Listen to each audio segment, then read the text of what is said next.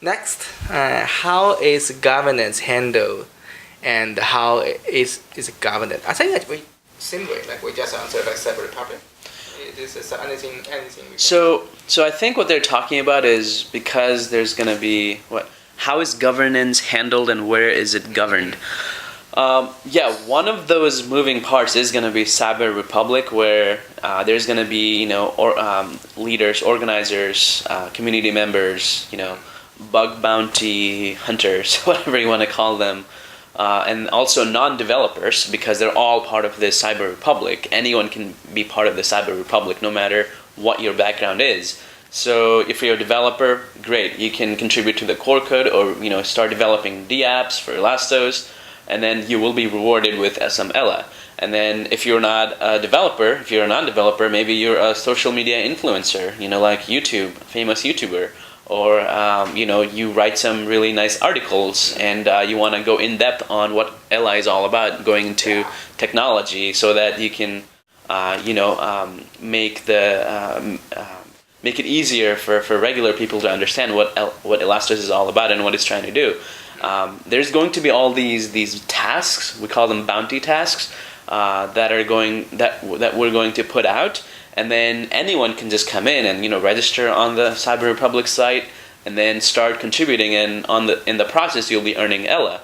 And so we'll have the leaders or organizers.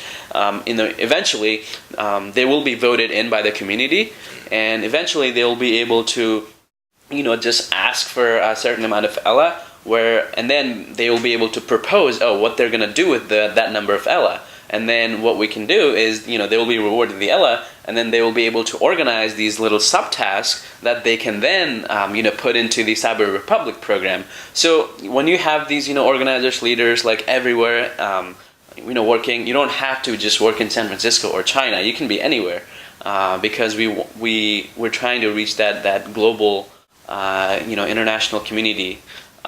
So when you have that, in the future, that's pretty much how the around 16 million Ella that are reserved will be distributed. And as far as making core changes, I think they're also referring to, as part of the token sale, I believe anyone who contributed who had more than 10,000 Ella is part of the Elastos community, and they will be able to vote on the direction and things like that in the future. So this is subject to change. So we're still working on the constitution.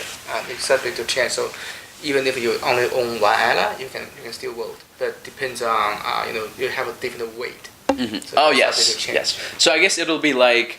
I guess yesterday we also had a question about holding. What's your reward for holding? Yeah. That would be one of the rewards, because if you hold Ella, then the more Ella you own, you have the higher the heavier weight in your voting power. Yes. So in the future, if there is a really nice, if there is some direction that you want to take Elastos, because it is a community-based organization, then you put out that proposal, and then.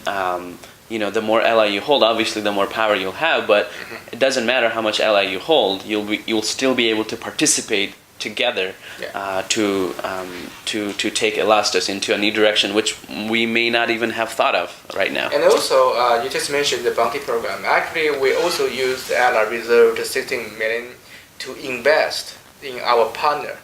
So if you're running a DApp program and you propose that to be running on top of Elastos, contact us. We possibly to invest into your projects. It's also part of that. We'll be using that. Right. Awesome.